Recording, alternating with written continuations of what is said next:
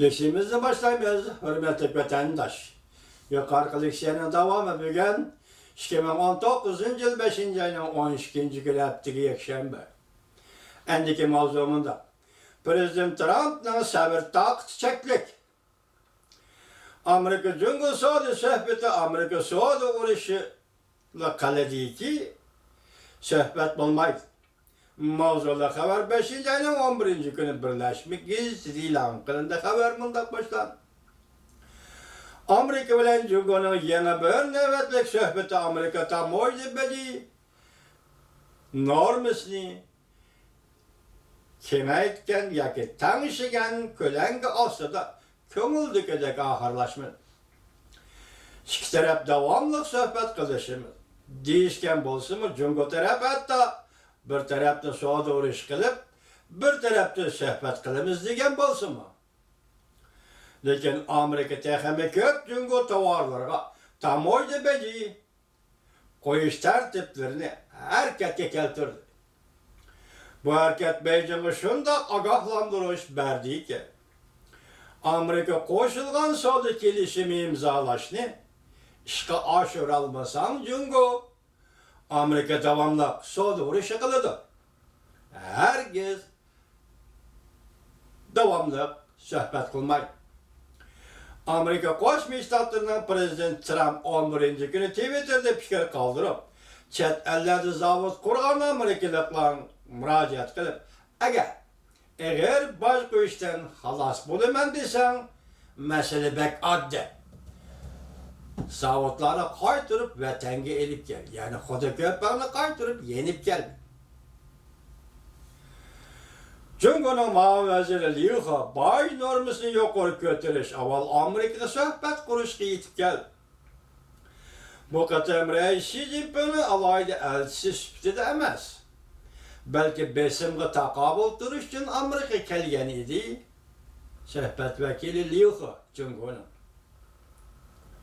O samimiyeti, Cumhurluktan samimiyeti koşturnak çıkarttı. İfadeleş için kelgen idi.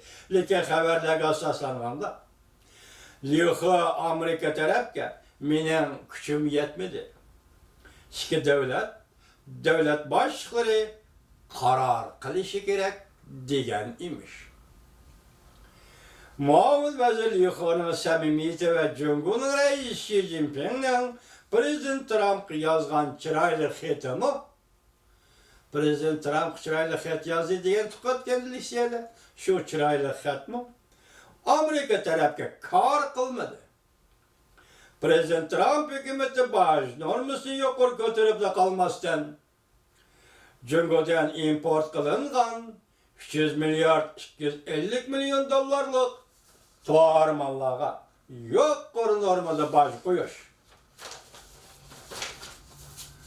Tertiplerini herkes keltiriş doğrusu da Prezident Trump Saudi vekili işhanısıga körsetme ben. Cumhur taraf Saudi sohbeti devamlaştırmakçı buluvatıdır. Lekin Amerika tarafının sabır takıtı çeklik. Prezident Trump bilen Xi Jinping Argentina'da 90 gün uruş toktuştu. Kilişken idi. Saudi uruşunu toktuşu kilişken idi. Bu yıl 5. ayının 1. günü vakit toşkanda Prezident Trump hükümeti şundak dedi. Çünkü Amerika sohbetindeki en mühim mesele korulma karakterli islahat elip veriş meselesi emeli ilgileşki iliştiriş. Sen çünkü tuvarlarga tamoydu bece koyuşunu keçiktirimiz. Aralıkta keçiktiydi o, şunun sebeple. Bu aralıkta iki devlet sohbet vekilleri devamlı sohbetleşti. Prezident Trump Cumhur'un Mao Veziri Liuha'nı bir kançı ketim. Aksaray'da kütüp aldı. 3 ketim mi ya 4 ketim mi? Kütüp aldı. Lekin Saudi kelişim imzalarından pek yetip gelgende Cumhur taraf sohbetini yandırıp haydi sohbet başlaşka orundu. Bu iş Prezident Trump'ı gazaplandırdı. Gerçi nurgun kişiler Saudi uruşu kılışını halımısı mı? Lekin bu kadın devlet meclisinin köplegen azaları mutaxassislar, olimlar Prezident Trump'ning qo'llashga qaror qilib, Jungo siyosatini qo'llashga qaror qilib, Amerika taraf Jungoga fursat va vaqt yaratib berdi. Prezident Trump saqlab turmasligi kerak deb hisobladi. Bir qatim, ikki qatim fursat yaratib berdi Prezident Trump, endi saqlashdan hojat yo'q. Keskin bir taraf qiling deb olimlar, mutaxassislar Prezident Trump'ni qo'lladi. Jungo taraf bilish kerak deyildi xabarda. Prezident Trump bilan Xi Jinping yaqin suhbat qursinmi?